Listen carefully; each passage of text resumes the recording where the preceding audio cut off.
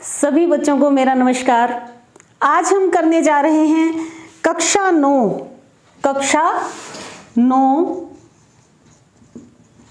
क्षितिज भाग 1 का पाठ है कबीर दास जी की साखियाँ। कबीर जी की साखियाँ, ये पता होगा आपको कि कबीर दास जी ने साखी, शबद और रामायणी 3 तरह के लिखे थे। तो उसमें से साखियाँ अपन पढ़ेंगे। कबीर जी का जीवन परिचय भी मैं आपको बाद में बता दूंगी, एक साथ 4 राइटर का जीवन परिचय मैं आपको एक साथ लिखवा दूंगी। तो हम आज केवल इनकी साखियाँ पढ़ेंगे व्याख्या सहित, और प्रश्न उत्तर भी मैं साथ में बताती जाऊंगी। आप चाहें तो साथ में नोट्स बना सकते हैं, कॉपी पेन अपने हाथ में रखें। देखें, सबसे पहले पहली साखी क्या है?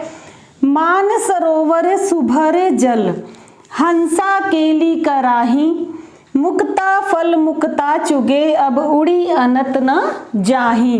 तो सबसे पहले तो पता होना चाहिए मान सरोवर कहाँ स्थित है। कहाँ स्थित है? हिमालय पर स्थित है। एक सरोवर है, पवित्र सरोवर, हिमालय पर स्थित पवित्र सरोवर। इसके 2 अर्थ हैं, दूसरा अर्थ भी मैं साथ में ही बताऊंगी। और देखें, सुभर अर्थात भरा हुआ, ठीक है। केली अर्थात क्रीड़ा, मुक्ता फल अर्थात मोती, और अब उड़ी अनत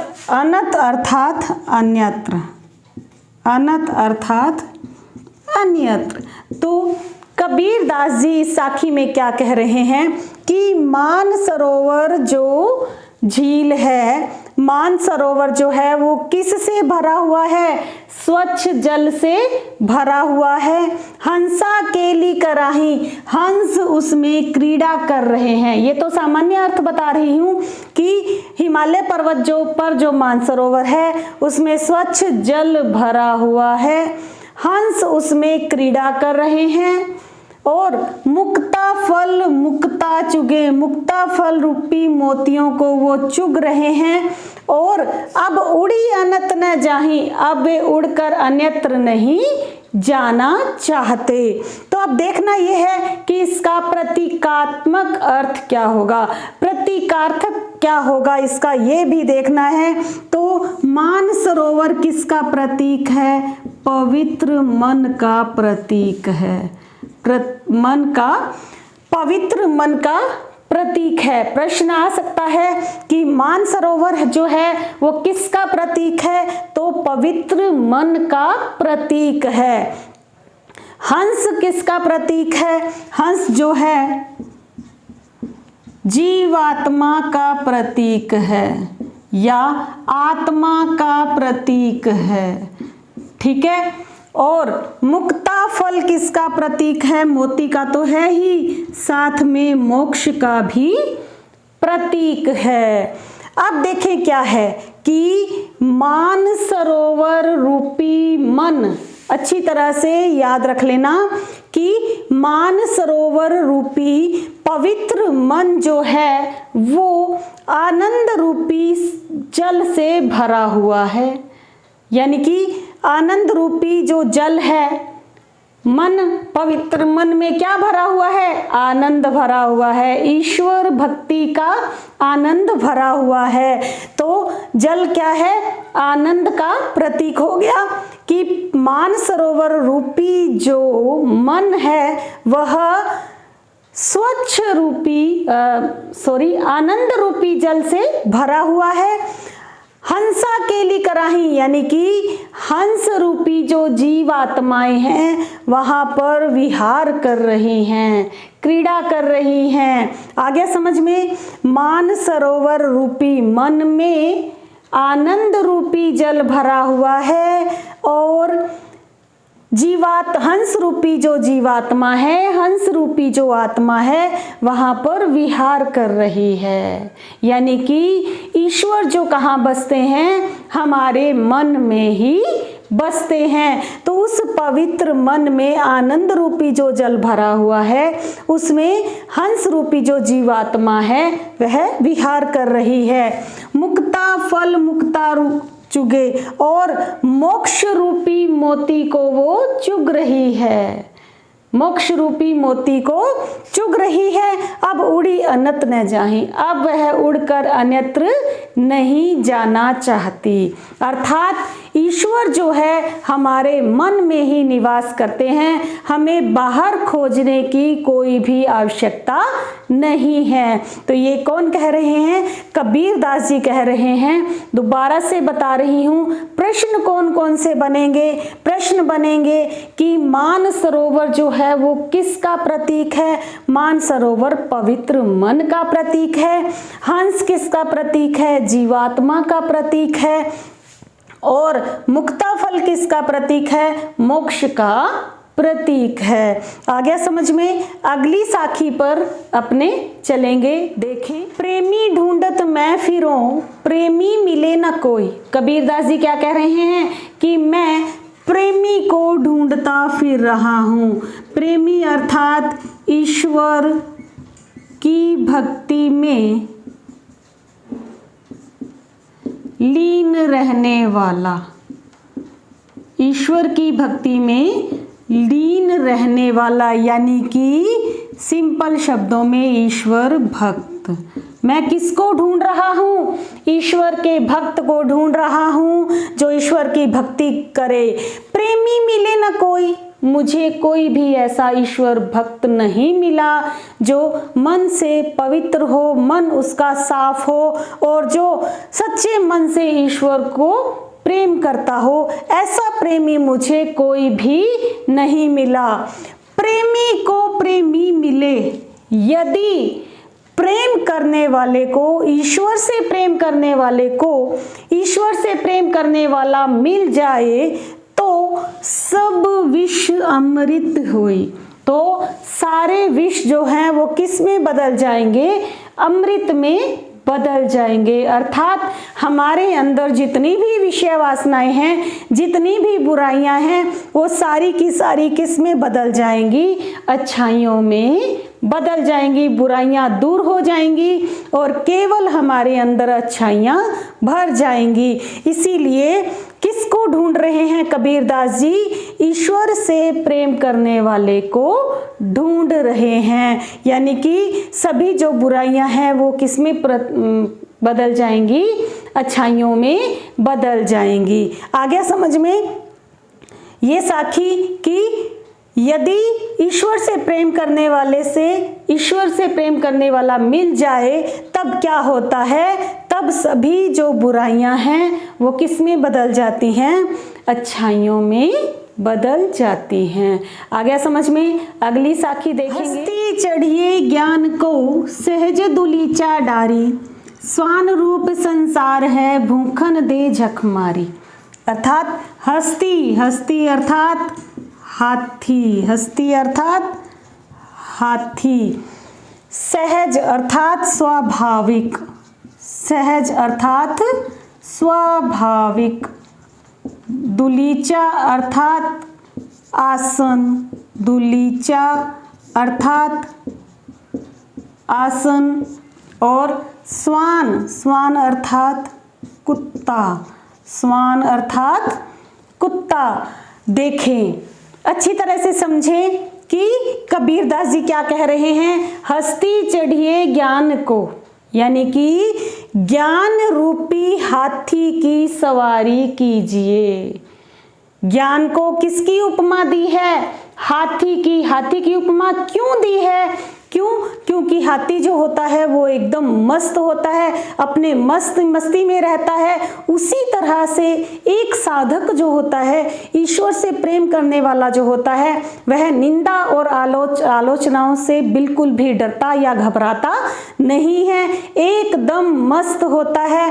तो ज्ञान की उपमा किसे दी गई है? हाथी को दी गई है। तो देखें ज्ञान रूपी हाथी की सवारी करो, सहज दुलीचा डारी, यानी कि स्वाभाविक रूप से सभी विषय वासनाएं त्याग करके अपने अंदर की बुराइयों को निकाल करके ईश्वर भक्ति में लीन हो जाओ। स्वाभाविक रूप से आसन लगाकर ईश्वर भक्ति में लीन हो जाओ। और स्वान रूप संसार है, ये जो संसार है वह किसके समान है? कुत्ते के समान। श्वान अर्थात कुत्ता, कुत्ते के समान है। भूकन दे जखमारी, वो तो उसका काम क्या है? संसार का भौंकने का ही काम है, तो इसलिए उन्हें झक मारने दो, वो भौंकते हैं तो भौंकने दो। क्यों? क्योंकि जब हम कोई भी काम हट कर करेंगे तो ये जो दुनिया है ये तो बातें बनाएगी ही। लोगों का काम क्या है? बातें बनाना। आप अच्छा काम करेंगे तो भी बातें बनेंगी और बुरा काम करेंगे तो बनेंगी ही, ठीक है। और अगर किसी से लीक से हटकर काम करेंगे तो आपकी बातें शोर बनेंगी। इसीलिए कबीरदास जी कहते हैं कि इन चीज़ों की परवाह मत कीजिए, प्रभु भक्ति में लीन हो जाइए। जिस तरह से हाथी मस्त रहता है उसी तरह से इस जो साधक होता है, ईश्वर भक्त होता है, वह भी ईश्वर भक्ति में लीन रहता है, उसे किसी की कोई परवाह नहीं होती है। आगे समझ में कि ज्ञान की उपमा किसे दी गई है? किससे की गई है? हस्ती यानी कि हाथी से की गई है। और संसार को क्या बताया गया है? कुत्ते के समान बताया गया है। इसीलिए कबीरदास जी कहते हैं कि निंदा या आलोचनाओं से घबराना नहीं चाहिए।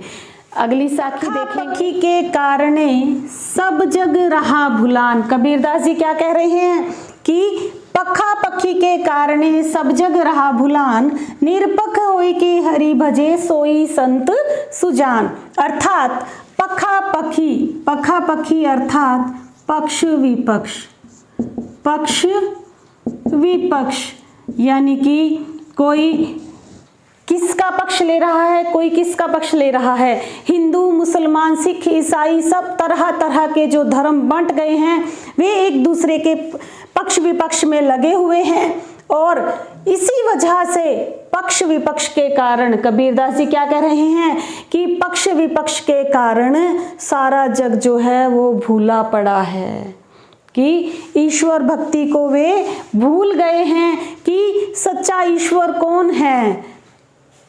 ईश्वर जो है वो निराकार है। कबीरदास जी क्या कहते हैं? ईश्वर निराकार है। और ईश्वर जो है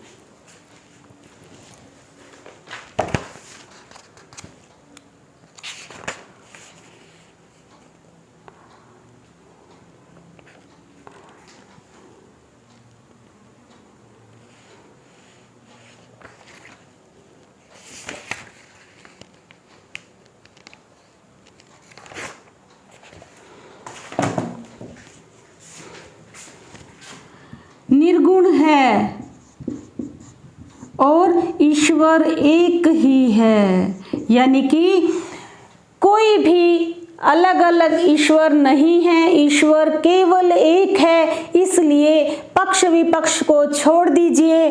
और इसी पक्ष विपक्ष के कारण यह जग जो है वो भूला फिर रहा है।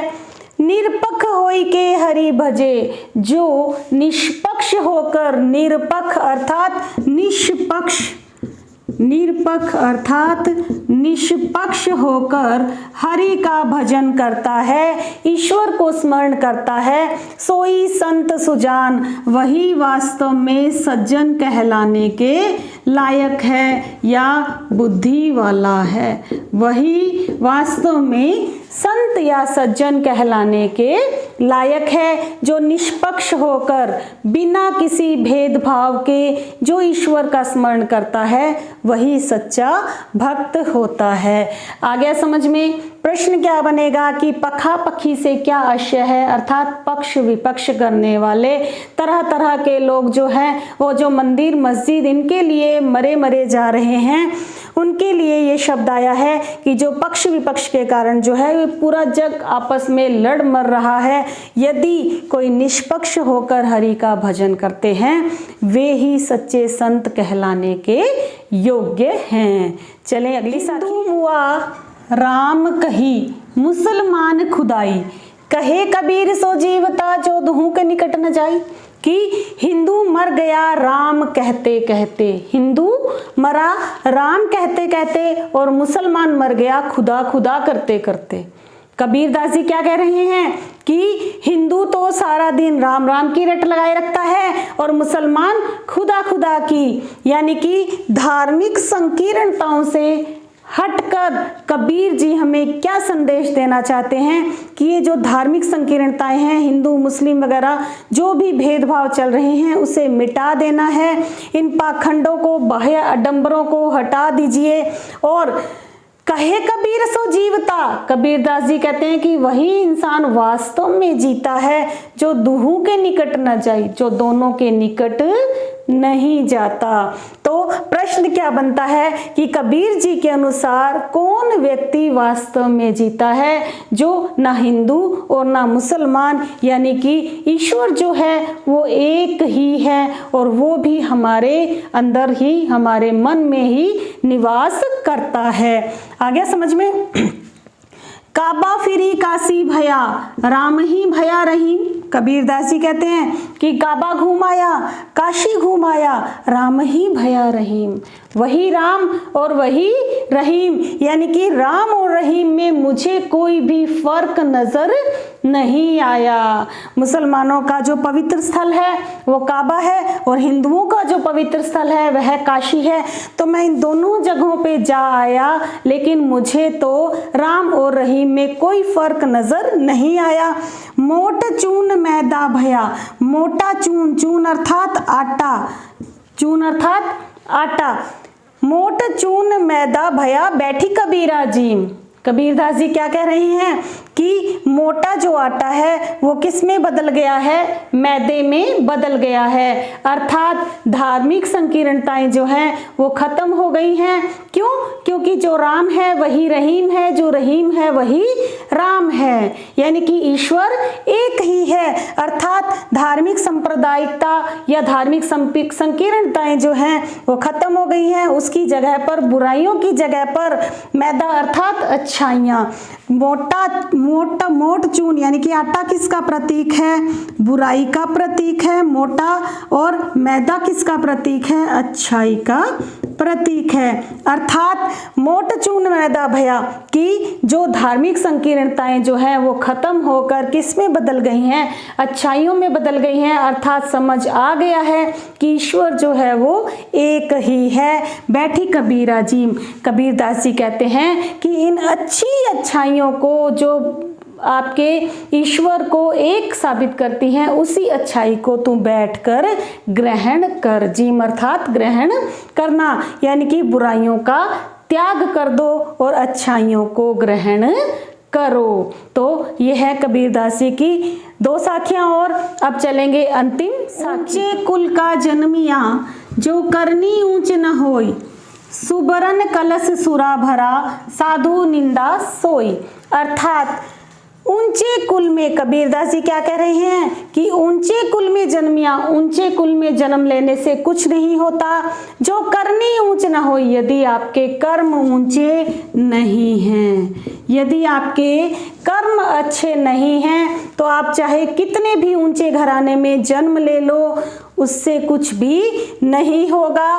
सुबरन अर्थात सोने का, कलश अर्थात कलश, सोने के कलश में, सुबरन कलश सुरा अर्थात मदिरा भरा, साधु निंदा सोई, यानी कि सोने के कलश में यदि मदिरा भरी हुई है तो साधु लोग उसकी क्या करेंगे? निंदा ही करेंगे। तो कबीरदास जी क्या कहते हैं कि क्या क्या चीज महत्व रखती है? कर्म महत्व रखते हैं। यदि ऊंचे कुल में जन्म ले लिया परंतु आपके कर्म बुरे हैं तो इससे आपको कुछ भी, आपकी कोई भी तारीफ, कोई भी प्रशंसा नहीं करेगा, बल्कि लोग आपकी निंदा ही करेंगे। चाहे आप कितने ही ऊंचे कुल में जन्म ले लें, लेकिन आपके कर्म यदि अच्छे नहीं हैं तो आपके सभी के सभी लोग क्या करेंगे? निंदा करेंगे। कबीरदास जी ने उदाहरण दिया है कि जिस तरह से सोने के कलश में यदि मदिरा भर दो, है वो चाहे सोने का कलश, लेकिन अगर उसमें मदिरा भरी हुई है तो साधु संत लोग जो है वो उसकी क्या करेंगे? निंदा ही करेंगे। इसलिए ऊंचे कुल में जन्म लेने से कुछ नहीं होता। आपके जो, हमारे जो कर्म हैं वे हमेशा ऊंचे और पवित्र होने चाहिए। तो ये थे कबीरदास जी के पद, साखियां। कल हम पढ़ेंगे कबीरदास जी के पद। तो बने रहिए मेरे साथ। Thank you. Have a nice day.